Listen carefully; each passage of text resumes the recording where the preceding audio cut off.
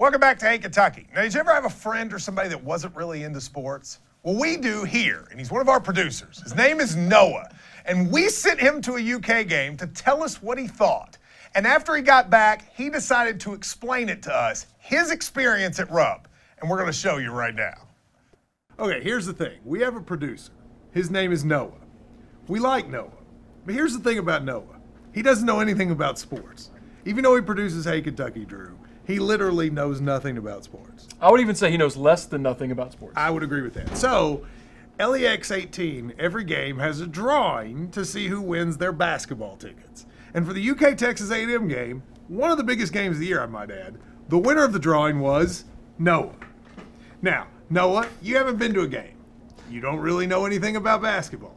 This is your first time that you'd ever gone to a game. Am I right about that? Right. I went a long time ago as a younger lad, but I just played my Game Boy the whole time, and I don't remember a single thing that happened.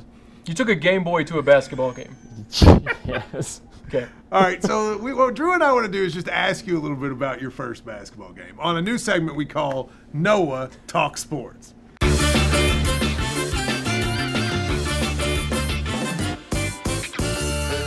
What did you think of the game? Like, what was your sort of analysis of what happened? I loved it. I was super jazzed up the whole time. And the best part about going to it and being there in person is that, like, I didn't anticipate that everybody was going to be super jazzed up the whole time. Like, they were all super stoked. This lady in front of me, she yelled defense about every 10 seconds for the entire 2 or 3 hours I was there. Yeah. And I really wish that someone would take it upon themselves to email Calipari that he should play the defense and just CC her on it so that would take care of that and she wouldn't have to yell it at the top of her lungs. The guy number 3 there, he's my favorite. He's so flippin' fast that when he gets the ball and he gets out in front of everybody, he's gonna do something crazy. He's got plenty of time to sit there and think, what am I gonna do with this ball when I get down there? What's gonna happen? And everybody in the crowd is like, going nuts. And they all start standing up and they're screaming because they know he's gonna do something crazy and he knows he's gonna do something crazy. And then he just like flipping jumps like 1,000 feet in the air just and slams it. And he just like, you could hear it and the whole crowd's just like, oh my God. And they kept going, like they were screaming and carrying on and stuff and they were all up and just, you couldn't hear anything. The whole place was deafening. And they kept going, like screaming about him until the other team scored their next points. Like, And then they groaned. Yeah, they did. Because you know what they didn't do? Defense, which you should have been yelling with that woman. And that's the idea behind the email.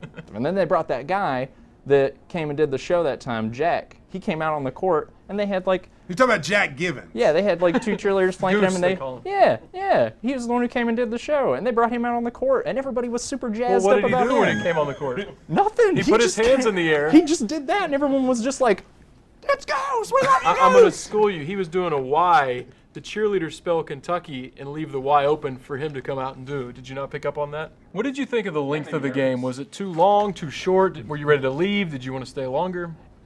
Usually, I think they should just call it at halftime. And if people don't like that, then what they can do to fix it is just double the score at halftime and then call it there.